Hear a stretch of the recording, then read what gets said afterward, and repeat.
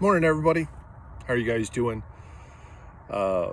Wish we could be there in church with you, but we're trying to do the best we can and stay inside and keep everybody safe.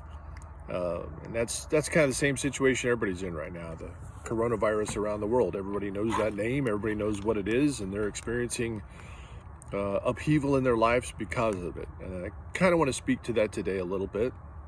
I know a lot of people are frightened and they're concerned. There's a lot of people that maybe aren't working anymore. Maybe just sitting at home.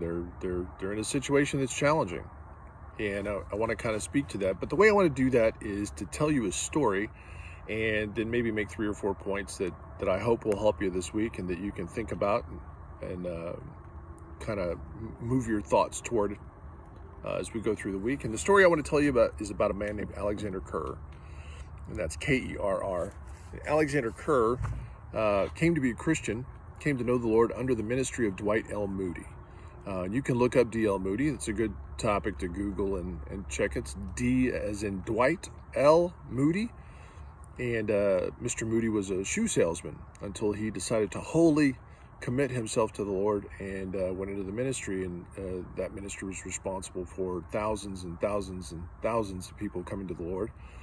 Moody Institute, Moody Ministries, all of those things. Anyway, Mr. Kerr came to be a Christian under Mr. Moody's ministry, and he made a decision. He said, if I'm either going to trust God's promises or I'm not.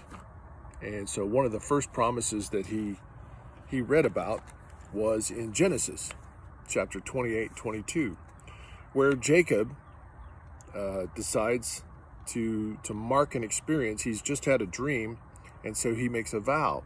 And at the end of this, Genesis 28:22, he says, "And this stone which I have set for a pillar shall be God's house, and of all that thou shalt give me, I will surely give the 10th unto thee."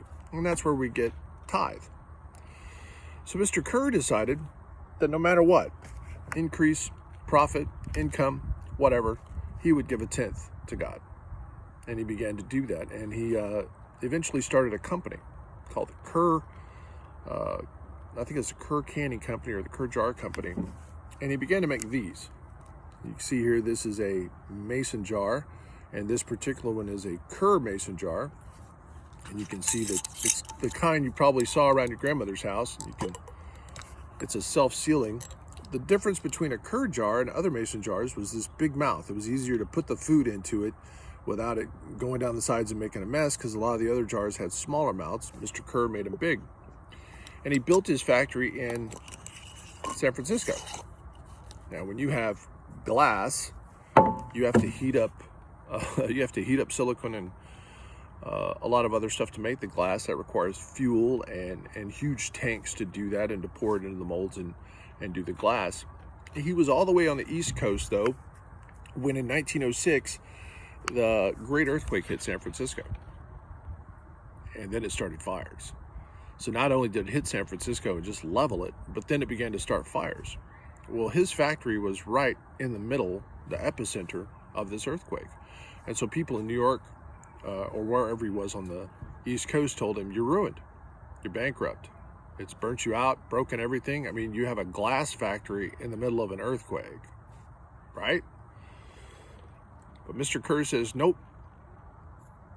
God is true to his promises, and he's made promises to me, and I'm going to stand on those." And he gets on a train and begins to travel west. Now, back then they didn't have cell phones, and they didn't have TV, and they didn't have any of those things for instant communication. So he's having to send telegrams at one stop and receive them at the next. And every time he's finding out it's worse. The fires have come closer. The fires have come closer. Everything within a 6-block radius around him is burnt to the ground. Fires are getting closer. The wreckage, over here in this area, it's bad. And he keeps going. And finally, he gets a telegram by the time he's to San Francisco, and the telegram says, "The fire came all the way up to your fence, but not even your fence is scorched. Not one bottle, not one jar, not one lid broken, nothing. The tanks, which were oil-soaked tanks, everything there was built to burn. None of it." Now, you can read this up. You can look up Alexander Kerr online. You can see it. But he stood on God's promises, and he believed him. And being obedient in God's promises has its own, I don't want to say reward, but it has its own consequences. Action, consequence. So I want to give you a couple of things maybe to go through the week with. And the first one is this: God is your provision. God is your provision. The job is not your provision. People are not your provision. The economy is not your provision. The president isn't your provision. The government is not your provision. Your stimulus check is not your provision. None of those things are your provision. God is your provision. And he says this in Philippians 4:19. But my God shall supply all your need according to his riches and glory by Christ Jesus. So in other words, everything you need, God's going to provide for you. If there was literally nothing left, God can provide for you something from nothing. And he says that because of the riches and glory through Christ Jesus, he can provide. And that's the first thing you need to write down. God is my provision, not anything else. Don't be seduced or deceived by mammon and money. There's no point to that. Number 2, tithe and offering. Malachi 3:10. In this verse, people begin to ask God, why are you mad? Why are you upset with us? And he says, because you've robbed me. And that's kind of a strong statement from God. He says, you have robbed me. How have you robbed me? Tithes and offerings. In other words, God expects you to testify to his provision by bringing tithes and offerings. I didn't say that. It says it in Malachi 3:10 and 11. It says, bring ye all the tithes into the storehouse, that there may be meat in my house. And prove me now herewith, saith the Lord of hosts, if I will not open you the windows of heaven and pour you out a blessing, that there shall not be room enough to receive it. That's not me that says that. That's what it says in the Bible. And somebody will say, well, that's Old Testament. Well, there's a map of tithing and offering that starts before the law, in the law, after the law, through the New Testament. Paul picks up tithes and offerings and brings them to the churches. This concept of giving to God is about testifying to his provision, where you say, you know what, you provided everything I need, Lord. And as testifying to that, I'm going to bring back to you, and I'm going to make sure there's meat in your house. I'm going to make sure that there's provision. You provided me. I'm going to make sure that I bring it back. And it's tithes and offerings. So a tithe is 10%, and an offering is anything above that. And I would encourage you to do what God says, which is prove him, test him. So if you have increase, if you have income, if you have something like that, do that. And you say, well, right now we're in a time frame where there's nothing. There's no toilet paper, there's no food, there's none of these things. Why would I do that? For exactly that reason. God can provide for you in the middle of nothing, and out of that provision, you can provide for other people. You can do that. And you can testify to it. God can work wonders with your faith and obedience. Number 3, Psalms 37:3. Trust in the Lord and do good.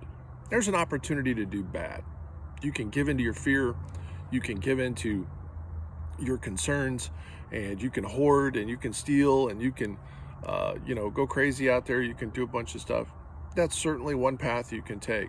But what God says is to trust him, trust in his provision, trust in his goodness, to have faith in him, and to do good. Out of that trust, to find peace, receive the peace of Jesus Christ in your heart, and to do good to other people. That means help other people. It means pray for other people. It means lift other people up.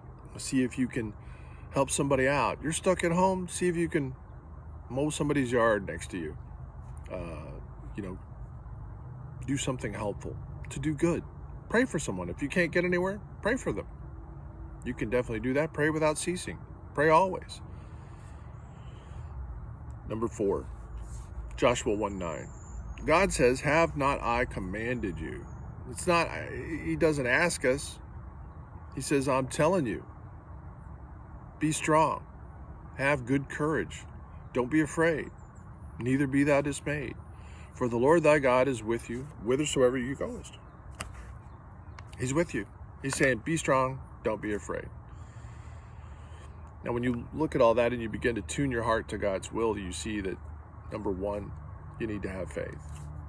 That God is going to provide for you, that he loves you, that he's going to take care of you.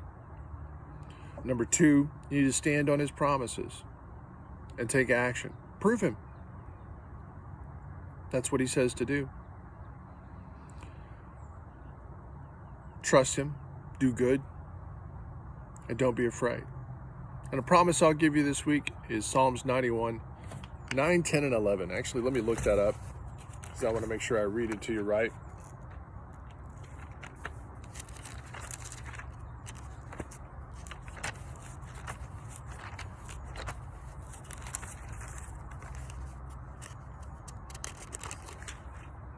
Psalms 91, verses 9, 10, 11. Because thou hast made the Lord, which is my refuge, even the Most High thy habitation, there shall no evil befall thee, neither shall any plague come nigh thy dwelling.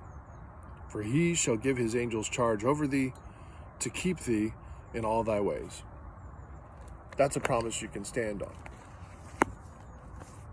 So begin to do that today, and I hope that's uplifting, and I hope that's encouraging, and I hope that edifies you. And if you have any questions, please comment down below, or ask one of the pastors at the church, and open up a communication with us. In this time, a lot of people are doing church online, and I would encourage you to do church online. Listen to what's being said. If you have questions, communicate with us. We'll be happy to answer you. Be blessed. God bless you. Have a great week. Amen.